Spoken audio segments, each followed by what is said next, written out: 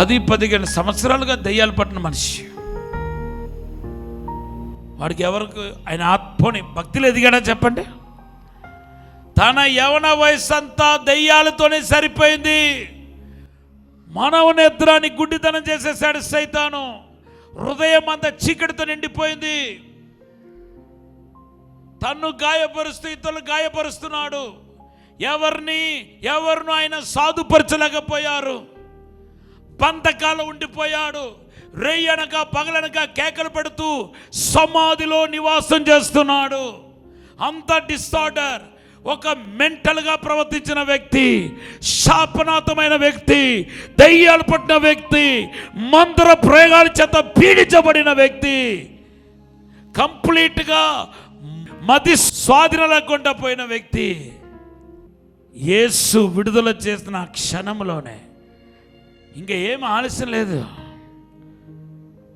ఒక 2 years నా వెనకాల తిరగమనలేదు దేవుడు. 2 years వెనకాల తిరగమనలేదు. ఇంకొక 3 years బీటిగా చావాలనలేదు దేవుడు. ఇంకా నీకు కనీసం పోనీ అంత అర్జెంటుగా నువ్వు సువార్త చేయాలనుకుంటే సిట్గా చేయనావాలి.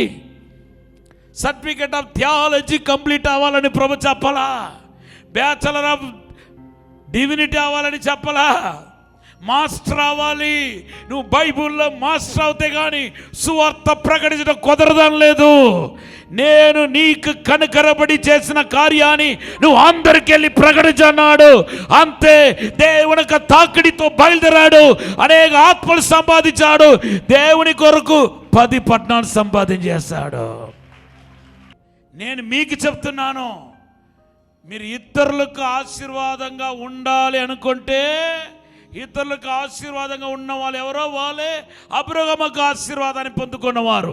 ఇతరులకు మీరు ఆశీర్వాదకరంగా ఉండాలనుకుంటే మీరు సర్వసృష్టికి వెళ్ళి స్వార్థ ప్రకటించండి. వెళ్ళండి. ఉన్న బలముతో వెళ్ళండి. నీకు దేవుడిచ్చిన శక్తితో వెళ్ళండి. దేవుడిచ్చిన అభిషేకముతో వెళ్ళండి. ఒక్క దెయ్యాలు పట్టి విడుదల పొందినవాడు 10 పట్టణాలకు ఆశీర్వాదంగా ఉండగలిగితే నిన్ను ఎందుకు దేవుడు వాడుకోడు? నీలో రక్షణ లేదా? యేసుక్రీస్తు రక్తము నీ కొరకు చిందించబడలేదా? నువ్వు దేవునికి సృష్టి, నూతన సృష్టి కాదా? నీ మీద అభిషేకం లేదా? నీ మీద దేవునికి శక్తి లేదా? మనం ఎంతకాలం ఈ భూమిలో బ్రతకబోతున్నామో మనకు తెలియదు. ఒకటి మాత్రం నాకు తెలుసు, ఈ భూమిలో బ్రతకబోతున్న దినాలు కొద్ది దినాలు మాత్రమే. నేనైనా మీరైనా ఈ భూమిలో బ్రతకబోతున్న దినాలు కొద్ది దినాలు మాత్రమే. ఈ జనరేషన్లోనే యేసు రాబోతున్నాడు. ఈ జనరేషన్లోనే యేసుక్రీస్తు కడబర మ్రోగించబోతున్నాడు. ఈ జనరేషన్ వారే రూపాంతరం చెంది యేసు దగ్గరికి వెళ్ళబోతున్నారు. 40 years 30 years ఉంటామని కూడా డౌటే. చాలా పెద్ద డౌట్. ఇంకొక 25-30 years ఉంటామనేది కూడా నేను చెప్పలేను. ఇది లోపల ప్రభు అక్కడ రావచ్చు. ప్రభు వస్తే నువ్వు సంపాదించిన సంపాదన అంతా విడిచిపెట్టి పోవాల్సిందే. నీ చదువు కోసం నువ్వు చేసిన అన్నీ విడిచిపెట్టాల్సిందే. నీ దగ్గర ఉన్న బ్యాంక్ అకౌంట్ అంతా విడిచిపెట్టి వెళ్ళాల్సిందే. అన్నిటినీ వదిలేసి వెళ్ళిపోవాల్సిందే. అలాగంటూ ఇప్పుడే మీరు అంతా వదిలేసి మీ ఆస్తిపాస్తులని అమ్మేసి నా వెనకాల సంచి పెట్టుకుంటారంటే అనలేదు నేను. మళ్ళా అక్కడికి రాబాకండి. నేను చెప్పేది ఏంటంటే, నీ ఉన్న స్థాయిలో నీ ఎక్కడైతే ఉన్నావో, ఎక్కడైతే దేవుడిని ఉంచాడో, నువ్వు ఏ స్థితిలో అయితే ఉన్నావో ఆ స్థితిలో ఉంటూ దేవుని సువార్త చేయి. ఆత్మలు సంపాదించు. ఒకవేళ నిన్ను దేవుడు ఫుల్ టైంకి పిలిచినప్పుడు చూసుకోవచ్చు. నేను సంపూర్ణ సేవకి దేవుడు పిలిస్తే అప్పుడు చూసుకోవచ్చు. ఇప్పుడు మాత్రం దేవుడు నీ జీవితంలో కనుకరపడి చేసిన కార్యాన్ని ప్రకటించు. నేను దేవుడు ఎలా ప్రేరేపిస్తున్నాడో అలాగ నువ్వు చేయాలి. కొన్ని ఆత్మలను రక్షించాలి. కొన్ని ఆత్మలను ప్రభు తట్టుకు తిప్పాలి. కొన్ని ఆత్మలను నేను సంపాదించాలి అంటే 2 విషయాలు. Very simple. మొదటిది, ఇలా ఏదో అందరూ ప్రార్థన చేసుకుందానగా లేచినబడి ప్రేయర్ చేసుకొని కొద్దిసేపు ప్రభావాన్ని క్షమించండి ప్రభావాన్ని వెళ్ళటం కాదు. You need personal encounter with God. If you want to be a evangelist, if you want to be a powerful evangelist, if you want to win the soul, I am advising you to touch by God. దేవునితో నువ్వు దర్శించబడాలా, కనీసం దేవుడిని ముట్టాలి, కనీసం ప్రభుని ముట్టాలి. ప్రభు నిన్ను ముడితే చాలు, దేవుడిని ముడితే చాలు. ఏదో ఒక రూపములో, నేను వెలుగు రూపంలోనో లేకపోతే ఫిజికల్గా ఒక ఫిజికల్ మెథడ్లో వచ్చి నేను ముడితే కూడా చాలు. నీ దేవునికి సువార్థికుడు అయిపోతావు, అభిషక్తుడు అయిపోతావు, ఆత్మపురుడు అయిపోతావు, అనేక మందిని విడుదల చేస్తావు. ఇర్మియాను ఒక వ్యక్తిని దేవుడు పిలిచాడు. అప్పటికే వాడు నెబుకద్నెజర్ కంట్రోల్లో ఉన్నాడు, బబిలోను యొక్క బంధకంలో ఉన్నాడు. అప్పుడు దేవుడు పిలిచాడు, ఇప్పుడు వెళ్ళి నువ్వు ఇక్కడ బానిసలుగా ఉన్న వాళ్ళందరికీ సువార్త చెప్పాలా. ఏమనంటే, ఈ నెబుకద్నెజర్ చేతుల నుండి దేవుడు విడుదల చేయబోతున్నాడు, ఈ బబిలోను యొక్క బంధకం తుత్తునీలు కాబోతున్నాయి చెప్పాలి. అంటే వాడి వయసు చిన్న వయసు, నేచురల్ కాస్ట్ గురించి చెప్తున్నాడు, నేచురల్ ఫ్యాక్ట్ గురించి ప్రభుతో మాట్లాడుతున్నాడు. ప్రభు నేను చిన్నవాడిని, మీరు అనుకున్నట్టు నేను సువార్త చేయలేను, ప్రభు గురించి ప్రకటించలేను అంటున్నాడు. అప్పుడు ప్రభు ఏమంటున్నాడు తెలుసా? ప్రభు ఏం చేశాడు తెలుసా? ఇర్మియా గ్రంథం 1వ అధ్యాయం 9వ వచనం చదవండి. ఇర్మియా గ్రంథం 1వ అధ్యాయం 9వ వచనం. అప్పుడు యెహోవా చేయి చాపి నా నోరు ముట్టి ఇలాగు సెలవిచ్చాను, ఇదిగో నేను నీ నోట నా మాటలు ఉంచి ఉన్నాను. పెళ్ళగించుటకును, విరగగొట్టుటకును, నశింపచేయుటకును, పడద్రోయుటకును, కట్టుటకును, నాటుటకును నేను ఈ దినమున జనముల మీదను రాజ్యముల మీదను నిన్ను నియమించి ఉన్నాను. హల్లెలూయా. దేవుడు ముట్టాడని రాయబడి ఉంది. ఇర్మియా గ్రంథంలో దేవుడు ముట్టాడంట, పెదవులు ముట్టాడంట, నోటిని ముట్టాడంట. అదే జరగాల. మీకు బైబిల్ అంతా తెలియకపోయినా కొంచెం తెలిసిన అనేకుల ఆత్మలను రక్షించగలుగుతారు. ఎప్పుడు తెలుసా? మీ నోరు దేవుని చేత ముట్టబడినప్పుడు. దేవుడు నోరు దేవుడు ఎవరినైతే ముట్టాడో వాళ్ళ అపవిత్రమైన మాటలు ఉండదు. సేవకుల గురించి విమర్శించరు, సేవకుల గురించి నోటికి వచ్చినట్టుగా మాట్లాడరు, బూతులాడరు, అబద్ధాలాడరు, ఇతరుల గురించి విమర్శించరు, ఇతరుల్ని గాయపరిచే బాధ పెట్టే మాటలు మాట్లాడరు, ముందు పోనిచ్చి వెనకాల వాళ్ళ గురించి వీళ్ళ గురించి చెడ్డగా మాట్లాడటం ఇవి ఏది ఉండదు. దేవుని చేత దర్శించబడిన వాడు ఎవడో వాడు దేవుని మాటలు మాత్రమే పలుకుతాడు, దేవుని యొక్క మాటలు మాత్రమే పలుకుతాడు. దేవుని యొక్క తాకిడి కుంటి చాకులను ఎగిరిపోయినట్టు చేస్తాయి. You cannot, after touch of God, you cannot say lame excuses. It will disappear from your heart. నువ్వు వెతికినా కూడా, కుంటి చాకులు వెతికినా కూడా దేవుడు ముట్టిన తర్వాత నీకు ఎక్కడ దొరకదు. You will free from all the lame excuses. కుంటి చాకులు పూర్తి విడుదల పొందేస్తారు. ఇంకా మీరు ఎక్కడ వెతికినా దొరకదు. ఈవెన్ పిల్లలు, కొంతమంది పిల్లలు అడ్డం పెట్టుకుని, అబ్బా నాకు చిన్న పిల్లలు ఉన్నారండి, చంటి బిడ్డలు ఉన్నారండి. ఒక్క బిడ్డనిచ్చినప్పుడే ఈ గోడ అయితే. ఎజెకియా ఫ్రాన్సిస్ గారు అమ్మగారు 7 పిల్లలు కన్నారు, 7 సేవకులుగా తయారు చేశారు. కొట్టండి గట్టిగా చెప్పండి, దేవుని పరిచర్యలోయ. పిల్లలతో ఇవన్నీ కుదరదండి. ప్రార్థన చేసుకోవటమే మాకు కష్టంగా ఉంది. 2 పిల్లలు పెట్టుకొని ప్రార్థన చేసుకోవటమే కష్టంగా ఉందండి. మమ్మల్ని ఎలాగ ప్రార్థన చేయమంటారు, ఎలాగ సేవ చేయమంటారు, ఇది కష్టం అండి. ఇటువంటి కుంటి చాకులన్నీ ఎగిరిపోతాయి. ఎప్పుడు తెలుసా? దేవుడిని దర్శించినప్పుడు. దేవుడిని ముట్టినప్పుడు. దానియేలు గ్రంథం 10:16. అప్పుడు నరస్వరూపి ఒకడు నా పెదవులను ముట్టగా నేను నోరు తెరచి నా ఎదుట నిలిచిన వానితో ఇట్లాంటిని. దేవునామానికి స్తోత్రం. అగైన్ దానియేలు పెదవులు దేవుడు తాకాడు. ఆయనకేమో కుంటి చాకపోయింది, దానియేలుకేమో భయం పోయింది. ఒక సువార్థికుడి యొక్క భయాన్ని వెళ్ళగొట్టేది ఏదో తెలుసా?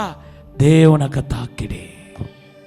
దానియేలు కలిగిన దర్శనాన్ని బట్టి, దానియేలు కలిగిన కార్యాన్ని బట్టి భయం. తర్వాత యెషయా అని ఒక ప్రవక్త, ఆయన పెదవులు కూడా దేవుడు తాకాడు. యెషయా గ్రంథం 6:6. అప్పుడు ఆ శరాపుల్లో ఒకడు తాను బలిపీఠం నుండి కారుతో తీసిన నిప్పును చేత పట్టుకుని నా యొద్దకు ఎగిరి వచ్చి నా నోటికి దాన్ని తగిలించి, ఇది నీ పెదవులకు తగిలిన గనక నీ పాపమునకు ప్రాయశ్చిత్తమాయెను. హల్లెలూయా. ఈ యెషయా ప్రవక్తకు లోకప్రీతి ఎక్కువ, బంధిప్రీతి ఎక్కువ.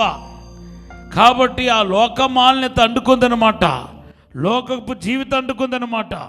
ఎప్పుడైతే ప్రభు తాకాడో, దేవుని బిడ్డలారా, ఆ పాపం అనేది సువార్తకు అడ్డుగా ఉన్న పాపం తొలగిపోయింది. యెహెజ్కేలు కూడా దేవుడు తాకాడు. యెహెజ్కేలు ప్రవక్తను కూడా ప్రభు తాకాడు. ఎప్పుడైతే యెహెజ్కేలు ప్రవక్తను దేవుడు తాకాడో, దేవుని బిడ్డలారా, ఆయనలోనికి ధైర్యం వచ్చింది. యెహెజ్కేలు గ్రంథం 2:14 మనం చూస్తున్నాం. ప్రభు హస్తం పెట్టి ఆయన తాకాడట. తాకగానే ధైర్యం వచ్చేసింది, కుంటి చాకలి పోయింది. దేవుడు ఏర్పాటు చేసుకున్న వ్యక్తికి సువార్తకు అడ్డుగా ఉన్న కుంటి చాకలి పోయా. తర్వాత భయం పోయింది. దేవుని ఎన్నుకోబడిన వ్యక్తిలో సువార్తకు అడ్డుగా ఉన్న భయమని దేవుడు తన తాకిడి ద్వారా తొలగించాడు. మూడవదిగా లోకప్రీతి, పాపం పోయింది. సువార్తకు అడ్డుగా ఉన్న పాపం పోయింది. నాలుగవదిగా ధైర్యం వచ్చేసింది. గట్టిగా ఒక హల్లెలూయా చెప్పండి. తర్వాత అండి, ఇదే లాస్ట్ ఇంకొక మాట, దేవుని వ్యక్తిగతంగా ఎరగాలి. You must know personally your god. వ్యక్తిగతంగా ఆయన ఎరగాలి, ఎదిగి ఉండాలి. యోహాను సువార్త 14:17, లోకం ఆయన ఎరుగుదు గనక ఆయన పొందనేరదు, మీరు ఆయన ఎరుగుదురు గనక మీలోను మీతోను నివాసం చేయను. గట్టిగా ఒక హల్లెలూయా చెప్పండి. హల్లెలూయా. పర్సనలీ ఇంటిమేసీ రావాలి మీకు. కొద్ది సమయం ప్రభుత్వ ప్రత్యేకంగా గడపాల. ఒక వారమో 10 రోజులో, ఒక నెలయో 40 రోజులో కంప్లీట్గా దేవుని సన్నిధిలో గడపాల. ఇది కొంచెం కష్టతరమే, కానీ మీరు దేవుని కోసం, ఇతరులకు ఆశీర్వాదంగా ఉండటానికి కోసం తప్పదన్నమాట. కొద్ది సమయాన్ని కంప్లీట్గా ప్రభు కోసం కేటాయించాలి. హల్లెలూయా. దేవుని హృదయాన్ని ఎరుగకుండా నువ్వు దేవుని పని చేయలేవు. 1 కొరింథీ పత్రిక 2:10-11 రాయబడి ఉంది. Unless if you do not know the heart of God, you cannot speak about him, you cannot talk about him. దేవుని యొక్క హృదయాన్ని గ్రహించాలి. ఈ దేవుని హృదయాన్ని గ్రహించాలంటే పరిశుద్ధాత్మతో నింపబడాలి, వరాలతో నింపబడాలి, దేవుని ప్రసన్నతో నింపబడాలి. ఇట్లా వ్యక్తిగతంగా ఆయనతో సహవాసం చేయడానికి నేర్చుకోవాలి. అందుకొరకే నాలాంటి సేవకులు ఏం చేస్తున్నామంటే షార్ట్ టైం కోర్సు లాగా కాండక్ట్ చేస్తూ ఉన్నాం. దేవుని బిడ్డలారా, అభిషేకం పొందుకొని, వరాలు పొందుకొని, దేవునితో క్లోజ్ ఇంటిమేసీ. ఎందుకంటే అది ఒక బైబిల్ స్కూల్ లాగా ఉండదు. ఇంకా కంప్లీట్గా ప్రార్థన, ఆరాధన, వాక్యం, అభిషేకం అంటూ మొత్తం వారిని అలవాటు చేసేస్తానమాట. 21 డేస్లో ఏదో అలవాటు చేసుకుంటామో అది లైఫ్ లాంగ్ అలవాటు అయిపోతాడ. 40 డేస్లో ఉదయం ప్రార్థన, సాయంత్రం ప్రార్థన, మధ్యాహ్న ప్రార్థన, పరిశుద్ధాత్మను నడిపించే టంగ్స్ ప్రేయర్ అంటూ ఇలాగే మొత్తం అలవాటు చేసేస్తాం. తర్వాత వాళ్ళ హృదయం నుండి ఎప్పుడు అది చెరిపోదన్నమాట. ఇంకా అది అలవాటు పడిపోతారు. దేవునితో సహవాసం చేసేవాడు దేవుని గురించి మాట్లాడగలుగుతాడు, ప్రభుతో సహవాసం చేయగలుగుతాడు, ప్రభుతో సహవాసం చేయగలుగుతాడు. సో ఎవరెవరికైతే మీలో అవకాశం ఉందో ఈ దేవునికి తాకిడితో పాటు ఇటువంటి ట్రైనింగ్లో మీరు పాలు పొందాలా. ఒక 40 డేస్ కేటాయించాలి. ఇంకా తప్పదు. ఇంకా కష్టమైన నష్టమైన ఎవరెవరికైతే వీలు పడుతుందో మీరు అలా కేటాయిస్తూ సమయాన్ని దేవుడి కొరకు ఇస్తూ దేవుని సన్నిధిలో గడుపుతూ ఉంటే ఖచ్చితంగా మీరు అభిషేకించబడతారు, వరాలతో నింపబడతారు, దేవుని మహిమతో నింపబడతారు, అభిషేకించబడతారు. ఆ తర్వాత ఇంకా చెప్పాల్సిన అవసరం లేదు. ప్రభువులో ఎదుగుతూ మీ పని మీరు చేసుకుంటూ అనేకులకు ఆశీర్వాదం అవుతారు. మీరు కాకపోయినా మీ పిల్లలైనా దీనికోసం పంపించాలా, వారి నుండి మీరైనా నేర్చుకోగలుగుతారు. Hallelujah. Personally you must know about him. వ్యక్తిగతంగా ఆయన గురించి మీరు తెలుసుకోవాలి. ఎంత ఎక్కువ వ్యక్తిగతంగా ఆయన గురించి తెలుసుకుంటారో అంతంతకు మీరు ఆశీర్వదించబడతారు, అంతంతకు మీరు అభిషేకించబడతారు, అంతంతకు దేవుని ఆత్మతో నింపబడతారు, దేవుని యొక్క శక్తితో నింపబడతారు. హల్లెలూయా. నాకు కట్టింగ్ చేయడానికి ఒక అతను వచ్చేవాడు. ఒక అతను, వాడు నార్మల్ వ్యక్తి అనమాట, అన్యుడు. కొంచెం ప్రభు అంటే కొంచెం ఇష్టం. ఆయనకు సువార్త చెప్పగా కట్టింగ్ చేస్తూ ఉంటాడు కదా. నేనేం మాట్లాడను. ఆయన అడుగుతాడు, అయ్యగారు ఈ వారం ఎక్కడికి వెళ్ళి వచ్చారు, ఏం చేస్తారు అని అడిగేవాడు. నేను ఒక్కొక్కటా చెప్పేవాడిని. అద్భుతాల గురించి చెప్తా ఉంటే నిజమేనా అని అడిగేవాడు. అలాగే ఆత్మలో నడిపించబడ్డాడు. ఒకరోజు కట్టింగ్ చేసి వెళ్తున్నప్పుడులా ప్రార్థన చేసుకుని వెళ్ళేవాడు. ప్రార్థన చేస్తే పరిశుద్ధాత్మ చేస్తుంది, అభిషేకించబడ్డాడు. హల్లెలూయా. సువార్త చేయడానికి రైట్ ప్లేస్ ఏదంటే సలూన్. గంట ఖచ్చితంగా కూర్చోవాలి మగవాళ్ళు అయితే. ఈవెన్ ఇప్పుడైతే లేడీస్ కూడా బ్యూటీ పార్లర్ వచ్చేసింది. గంటన్నర 2 అవర్స్ కూర్చోవాలి, తప్పదు. 2 అవర్స్లో ఏదో ఒకటి మాట్లాడాలి. లోకస్తులు అయితే ఆ సినిమా యాక్టర్ గురించి, ఈ సినిమా యాక్టర్ గురించి, వచ్చిన సినిమా, పోయిన సినిమా, పడిపోయిన సినిమా, నడిచే సినిమా గురించి మాట్లాడుతూ ఉంటారు.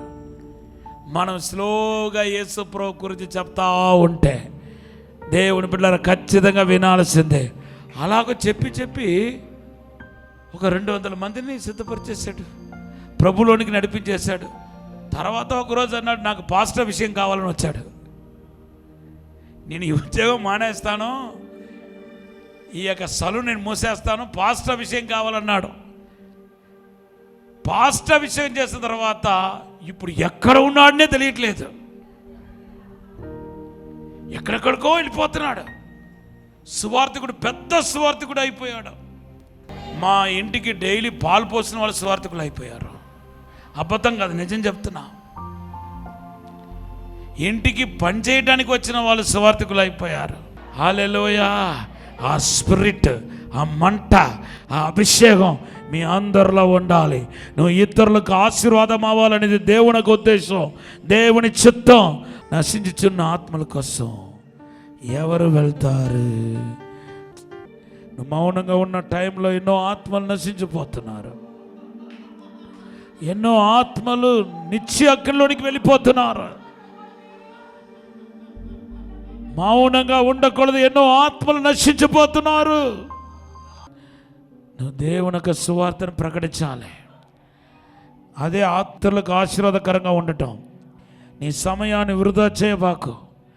Thank you lord. ఎన్ని ఆత్మలు సంపాదిస్తున్నావో అదే పరలోకంలో లెక్కించబడతాయి.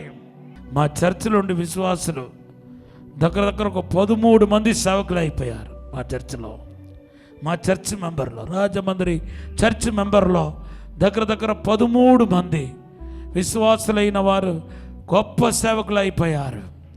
మీరు కూడా సేవకులు అవ్వాలి, అభిషేకించబడాలి. ఈనాటి విశ్వాసులే రేపు సేవకులు అవుతున్నారు.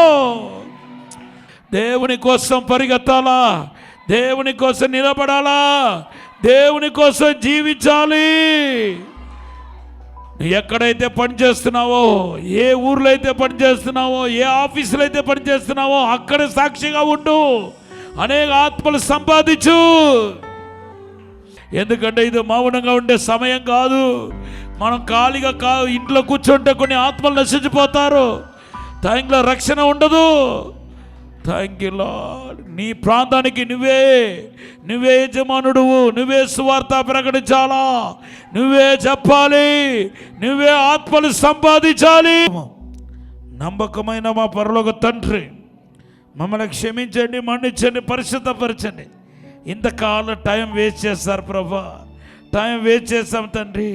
నా కుటుంబం, నా పిల్లలు, నా ఫ్యామిలీ, నా భర్త అని ఇలాగే నా అన్నదమ్ములు, నా చెల్లెలు, నా అక్కలని అయ్యా డబ్బు, ధనము, శక్తి, బలం అంతా ఖర్చు పెట్టేస్తాం.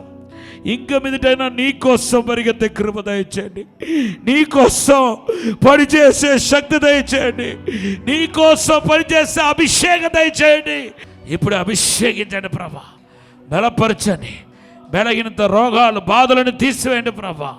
అయ్యా నేర్చుకుంటున్న మనస్సు దయచేయండి, నేర్చుకోవాలనే ఆలోచన దయచేయండి ప్రభా. అభిషేకించండి ప్రభా.